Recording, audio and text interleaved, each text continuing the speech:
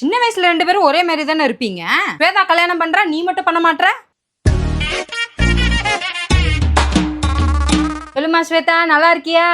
ரொம்ப சந்தோஷமா, கல்யாணத்துக்கு கண்டிப்பா வந்துடுறோம். நீதான் கல்யாணம் பண்ற, உன் ஃப்ரெண்டுக்கும் கொஞ்சம் புத்தி சொல்றது. அம்மா அம்மா அம்மா ஸ்வேதா லவ் மேரேஜ் பண்றாளாமா. ஸ்வேதா லவ் மேரேஜ் பண்றது மட்டும் இந்த அம்மா கண்ணுக்கு தெரியுது, ஆனா மேரேஜ் பண்றது கண்ணுக்கு தெரியல. இந்த வாய்க்கெல்லாம் ஒன்றும் குறைச்சல் இல்ல. உன் கல்யாணத்தை பத்தி பேசும்போது மட்டும் ஏண்டி, இந்த ஸ்வேதா ஒரு லூசு தானே. ஏமா அப்படி சொல்ற? கரெக்டான வயசுல கல்யாணம் பண்றா, சரியான நேரத்தில் பிள்ளைங்க பெத்துப்பா. நீங்க தான் intelligent, out of the world, புத்திசாலியாச்சே. அதனால தான் நான் கல்யாணம் பண்ண மாட்டேறேன். கல்யாணம் வீட்டுக்கு வந்துட்டீங்களா? நாங்க வந்துட்டோம் ஆண்டி, நீங்க போறீங்க? ஐயோ, அங்கிளுக்கு உடம்பு சரியில்லம்மா, நான் வரது கொஞ்சம் கஷ்டம். கேங்ல 3 பேர்ல ஒருத்திக்கு கல்யாணம் ஆயிருச்சு. நீங்க எப்போ?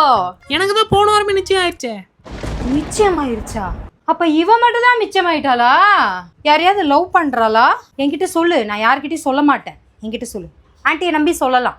சின்ன வயசுல ஸ்வேதா கிட்ட இது இருக்கு, எனக்கு அது வேணும். கீதா இது வாங்கியிருக்கா, எனக்கும் அது வாங்கணும். ஸ்வேதா கீதா 2 பேருக்கிட்ட இப்ப புருஷன் இருக்கு.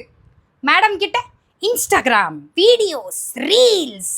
இந்த வீட்டில் கெட்டி மேலே சத்தம் கேட்காது, கேட்கவே கேட்காது.